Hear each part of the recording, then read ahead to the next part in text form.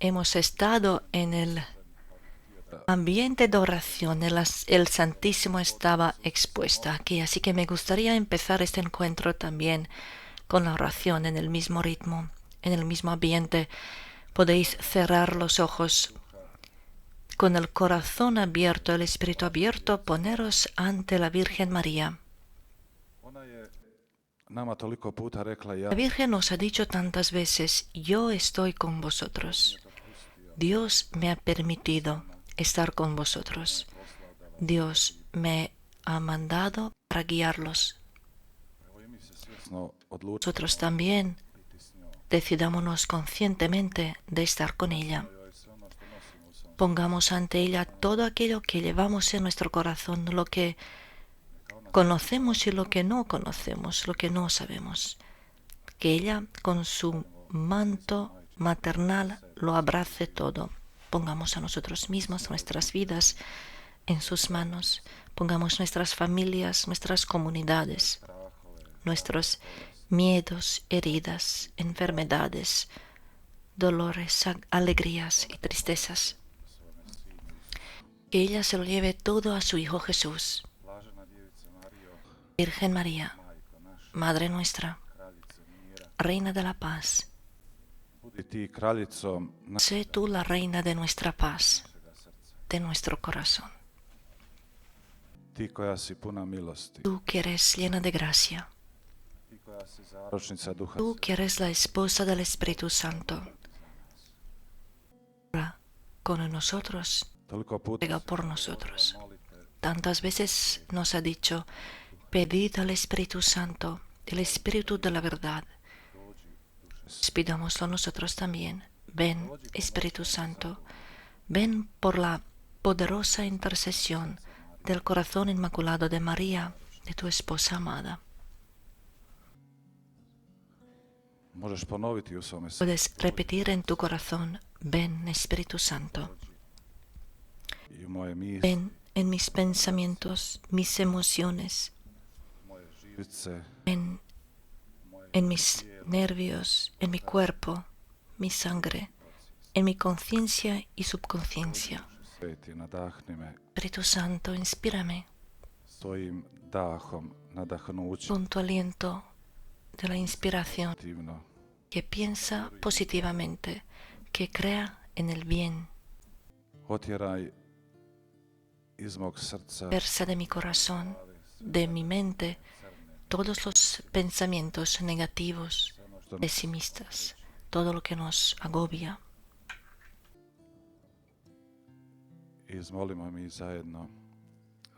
Juntos, Dios te salve María, llena eres de gracia, el Señor es contigo, bendita tú eres entre todas las mujeres, y bendito es el fruto de tu vientre Jesús. Santa María, Madre de Dios, ruega por nosotros pecadores, Reina de la paz,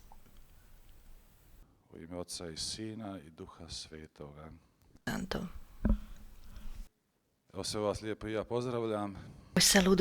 Os saludo a todos cordialmente. ¿No hay nadie de vosotros que está aquí por la primera vez? ¿Hay alguien que está aquí por la primera vez?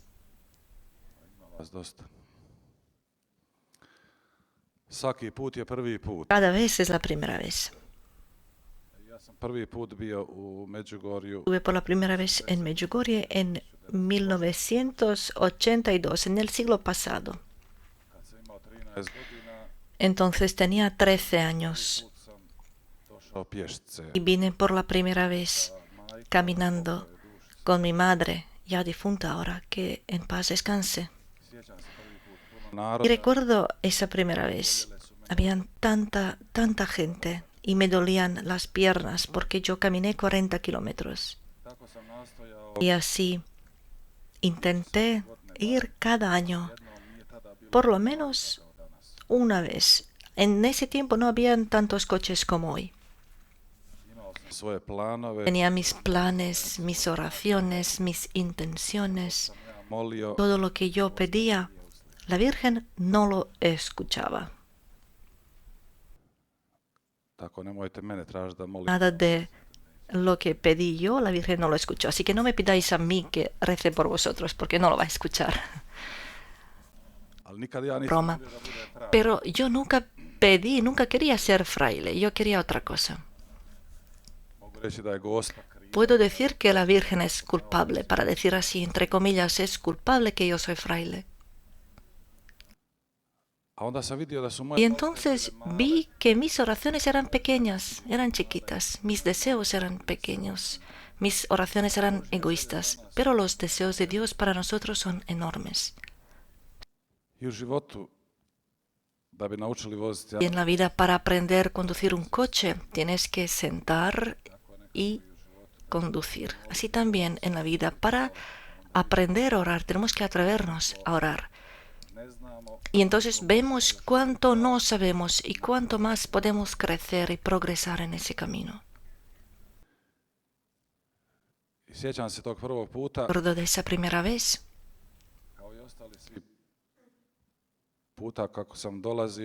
Igual como tantas veces que he venido después, todo eso era tan nuevo, tan desconocido, igual como a los parroquianos y a los frailes que aquí vivían.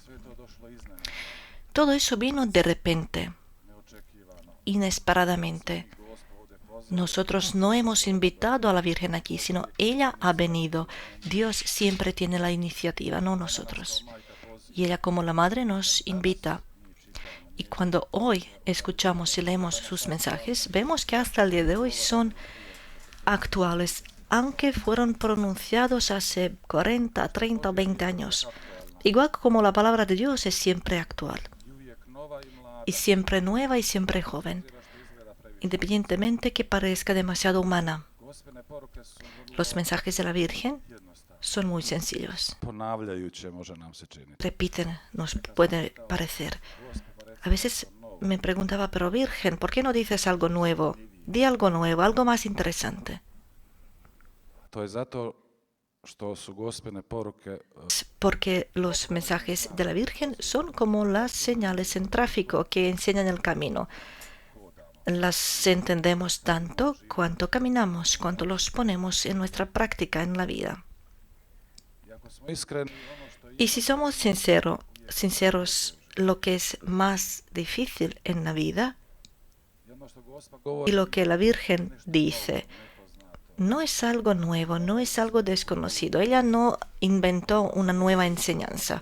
Ella nos habla porque lo hemos olvidado. Nosotros lo sabemos todo. Sabemos que es bueno. Nadie tiene que decirnos de eso. Pero necesitamos fuerza para hacerlo. Y por eso muchos han encontrado esa fuerza precisamente aquí, en Medjugorje. Y por eso los videntes dirán tantas veces: nosotros que vemos a la Virgen no somos los privilegiados en relación con vosotros que no la veis, porque no es lo más importante verla.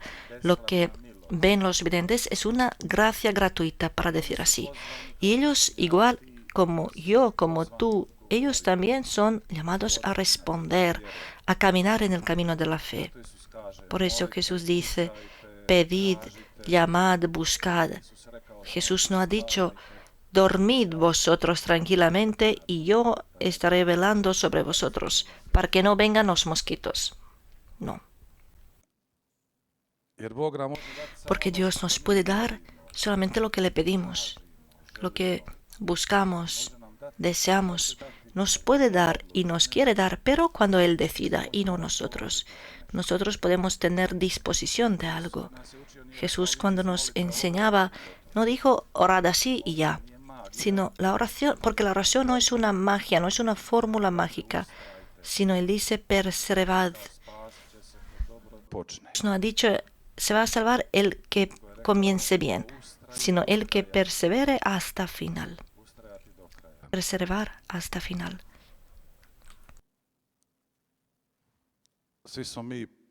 Todos nosotros estamos afectados por esa pandemia que parece que está llegando hasta su fin. Algunos están diciendo de otra pandemia más grave, así que estamos miedo con tantas medidas y restricciones posibles.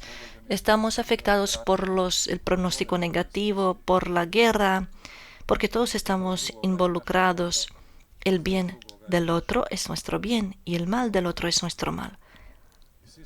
Todos hemos venido aquí de nuestras familias, de los lugares, comunidades, con nuestras experiencias, sean positivas o negativas.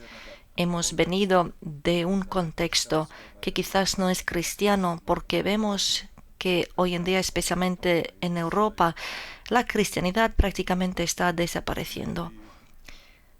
Los medios, por lo menos los medios públicos, de una forma se comportan negativamente hacia la Iglesia, hacia la fe, de una manera crítica.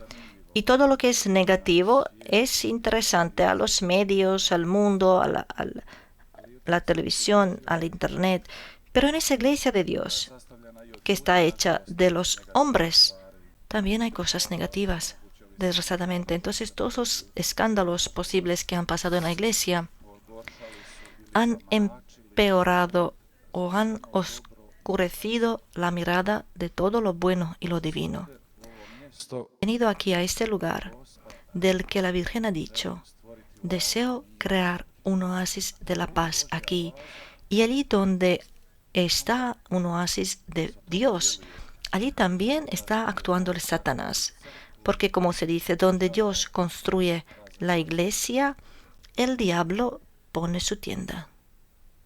Medjugorje hoy, después de 40 años, desde fuera cuando lo miramos, está cambiado, ha cambiado tanto.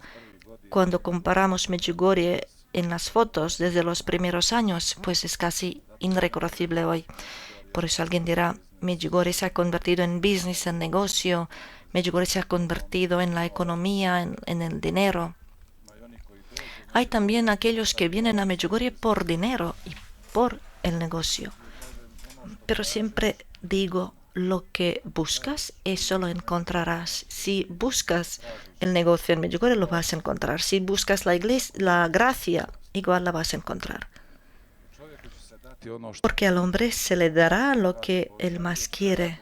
Como dice la palabra de Dios: póngate ante ti la vida y la muerte.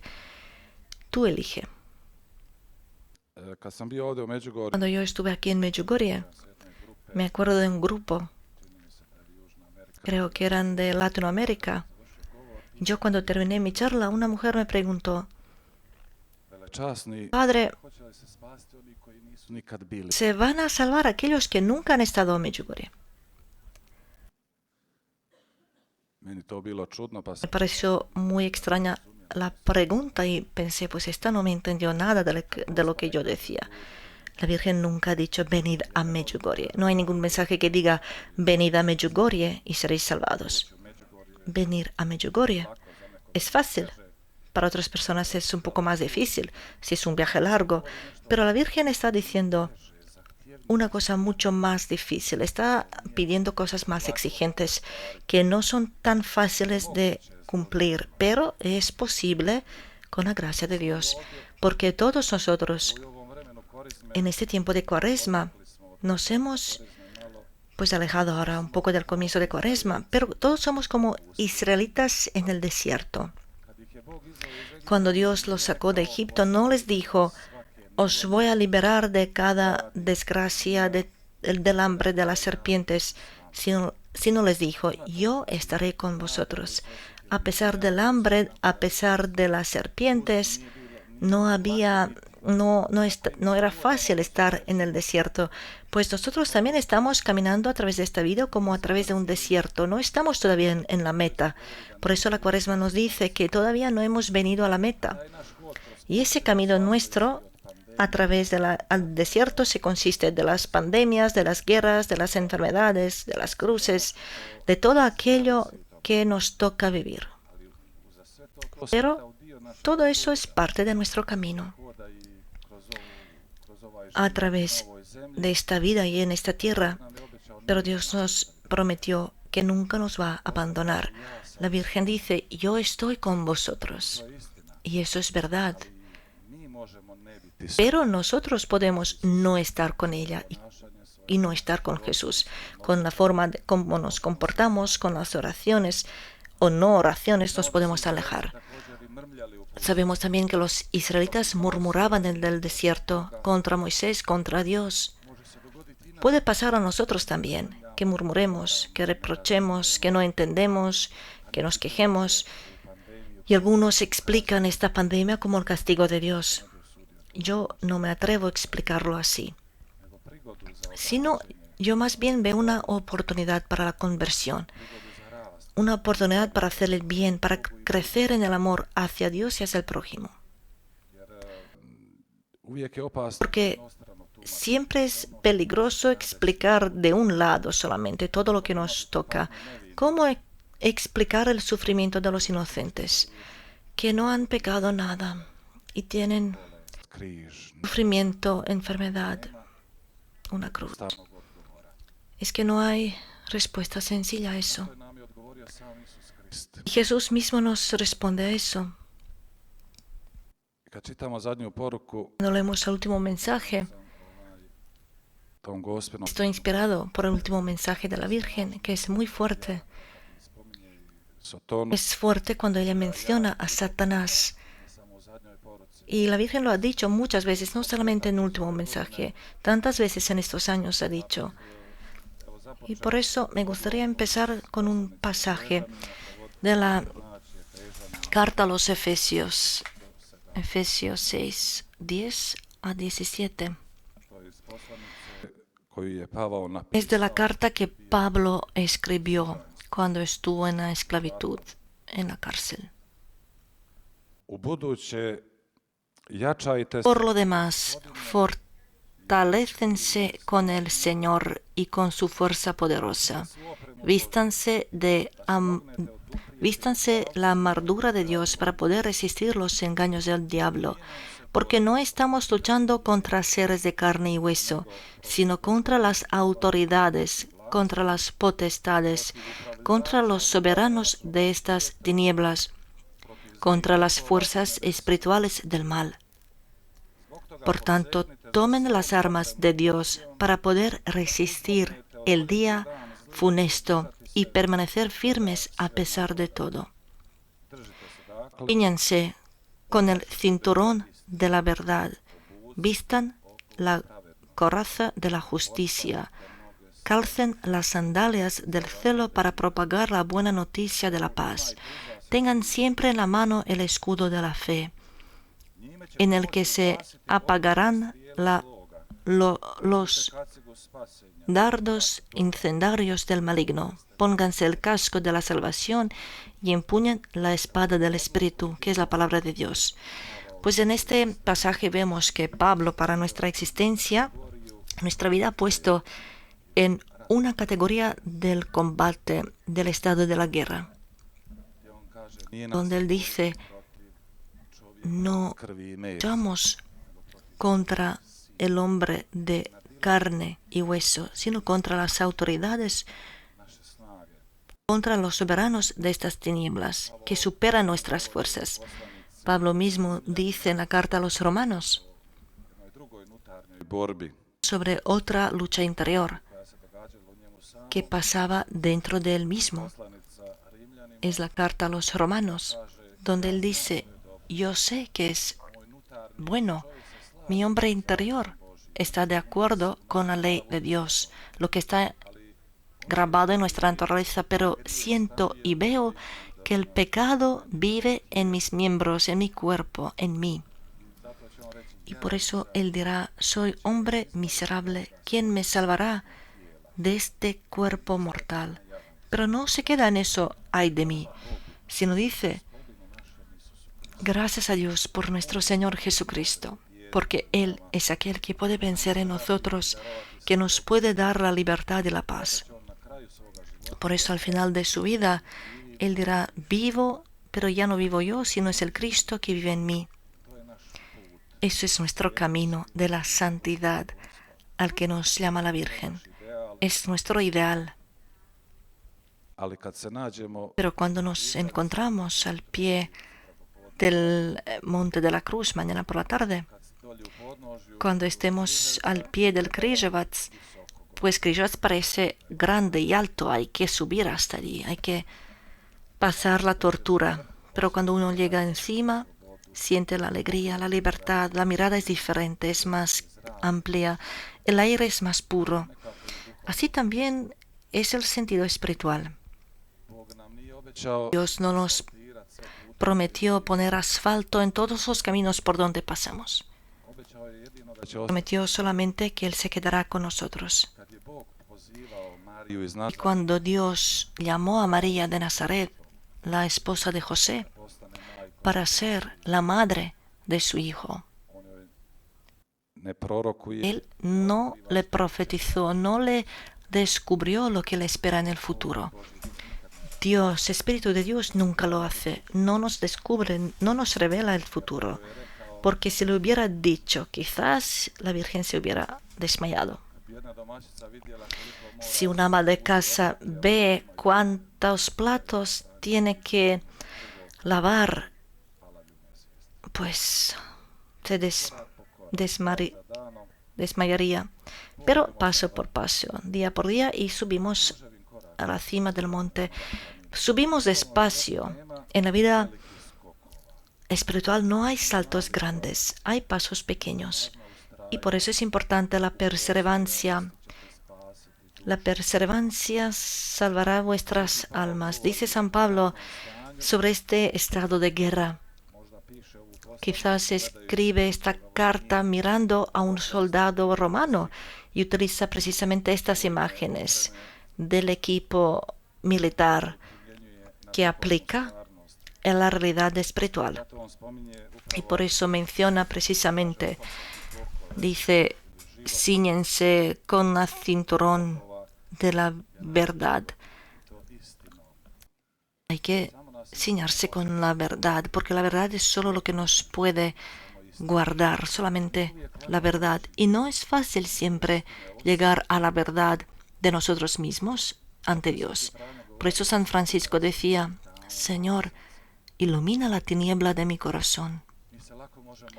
Fácilmente podemos dormirnos, entrar en el estado de dormir, en las ilusiones falsas, poner máscaras de la piedad, jugar unos juegos ante Dios. Pero Dios eso no lo soporta. Lo que Él pide de nosotros es la verdad. La verdad puede ser dolorosa, pero es la única que libera. Y cuando nosotros queremos la verdad, Dios la puede empezar en nosotros, la puede realizar a través del proceso de la sanación. Es como un alcohólico. Son pocos alcohólicos que reconocen que necesitan la ayuda, que son adictos o cualquier otra adicción. Normalmente lo escondemos de los demás y luego lo escondemos de nosotros mismos y vivimos en la ilusión que no tenemos problemas, que todo está bien. Por ejemplo, cuando un alcohólico reconoce, tengo un problema, no puedo solo, necesito la ayuda. Esa verdad duele, pero solo entonces puede empezar el proceso de sanación y salud. Y así también es ante Dios en nuestra vida espiritual. Y por eso nos sirve el sacramento de la confesión. El sacramento aquí de una manera especial, por la presencia de la Virgen, por la gracia de Dios, es tan vivo. Ese sacramento es el sacramento de la verdad. Por eso no es fácil confesarse, no es fácil humillarse, porque necesitamos la humildad para entrar a un confesionario, para reconocer.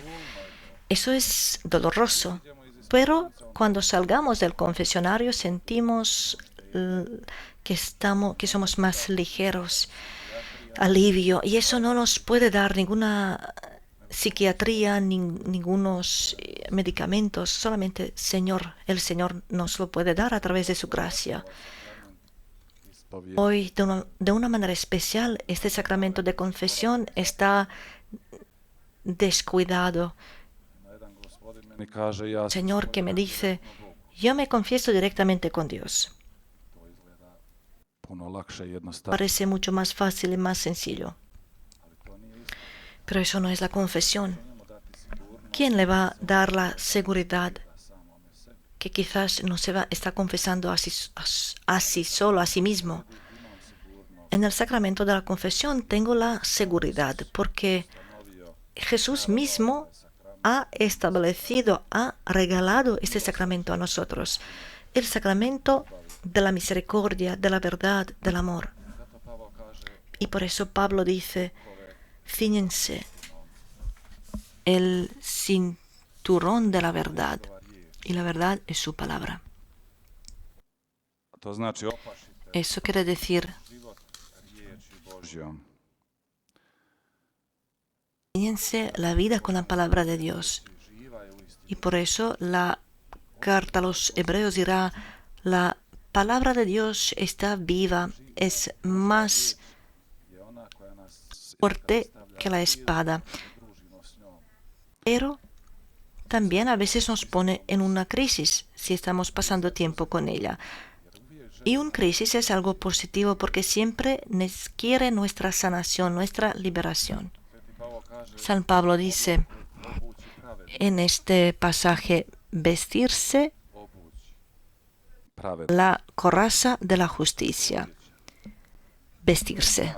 ¿Qué es la ropa? Es un signo que no solamente que nos tapa, sino también nos diferencia unos entre los otros. Vestirse significa poner una relación. Vestirse de la justicia significa poner una relación, establecer una relación digna del hombre, que vive y quiere la justicia, primero a los demás, pero también a sí mismo. Poned las sandalias. Eso quiere decir estar preparado, no posponer nada para mañana. Siempre estamos en esa tentación de que mañana me voy a convertir, mañana voy a empezar a orar, mañana voy a empezar a ayunar, etc. Entonces nos encontramos en este círculo mágico de posponer las cosas. San Pablo también dice,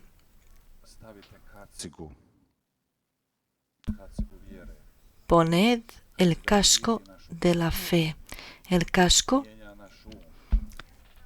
protege nuestra cabeza, cambia nuestra mente. La fe da una mirada nueva a la vida, abre nuestros horizontes, los espacios, que hasta aquel momento quizás no podíamos ni siquiera ver. La fe es una gracia, pero también es un don. Y el alimento para nuestra fe es la oración. Y por esto los mensajes de la Virgen, casi 90% de los mensajes, no existe ningún mensaje en el que ella no nos llama a la oración. En un mensaje ella dirá, queridos hijos, Satanás es fuerte. Con el rezo del rosario podéis hacer milagros. Os podéis proteger de la influencia del maligno. Nos parece un medio impotente.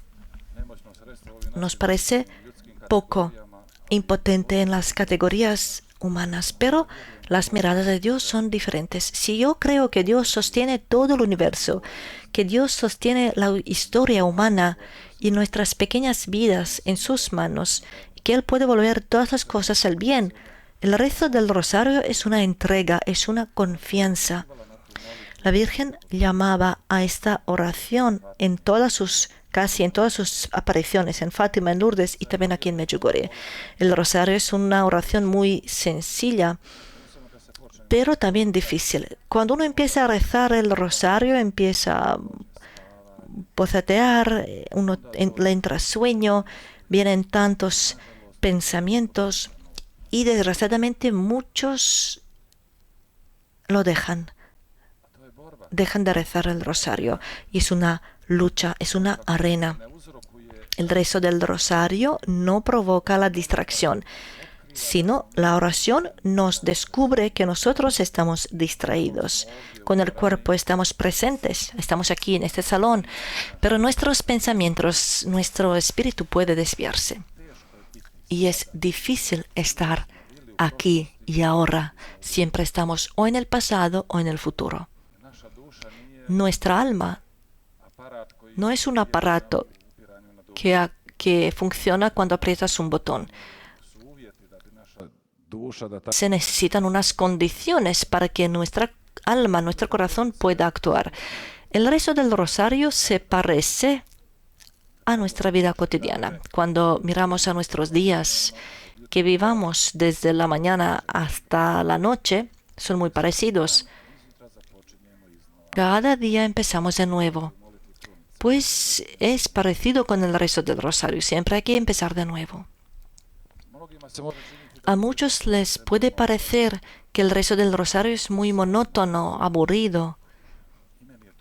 A mí también me parecía así cuando era pequeño y más joven. En mi familia siempre se rezaba y yo, como el niño, como un varón joven, siempre esperaba cuándo va a terminar porque me parecía tan aburrido. Hasta que no pase ese toque de gracia, cuando sientes que por otro lado existe el oído, el corazón que escucha y oye tu oración, cuando sientes que el rezo del rosario es un diálogo vivo, una conversación viva. Hoy también me suele pasar que intentaba buscar otras formas de oración, la meditación, contemplación, el rosario me parecía difícil, pero cada vez volvía al rosario.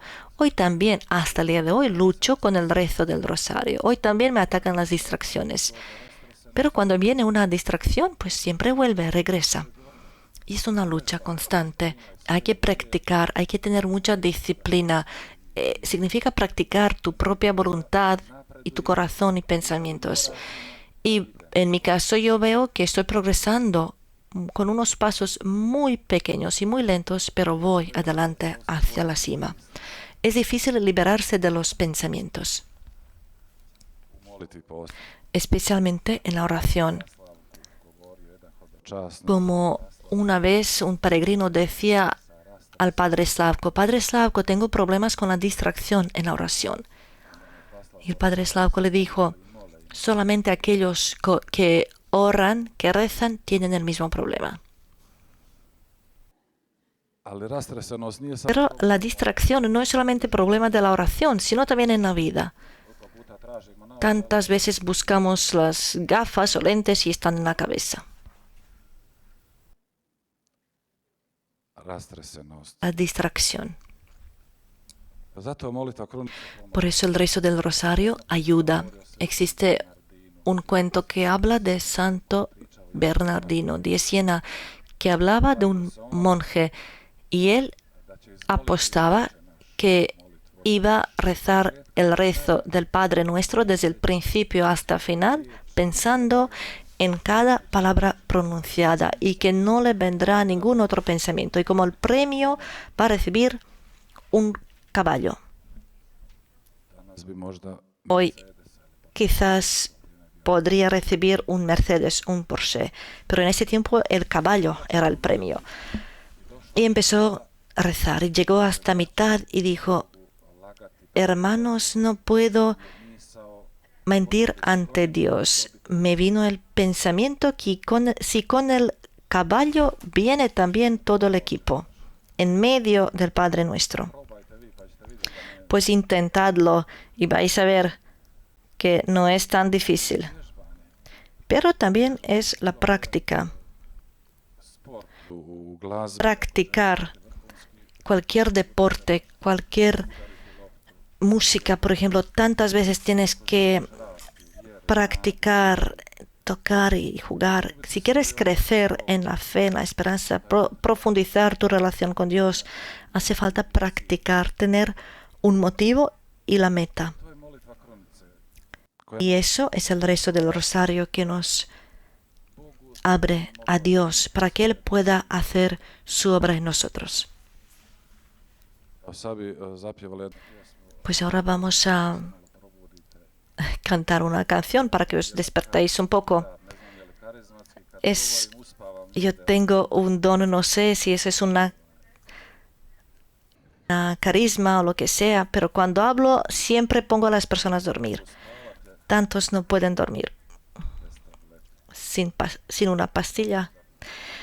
Pues podemos cantar, si os parece bien.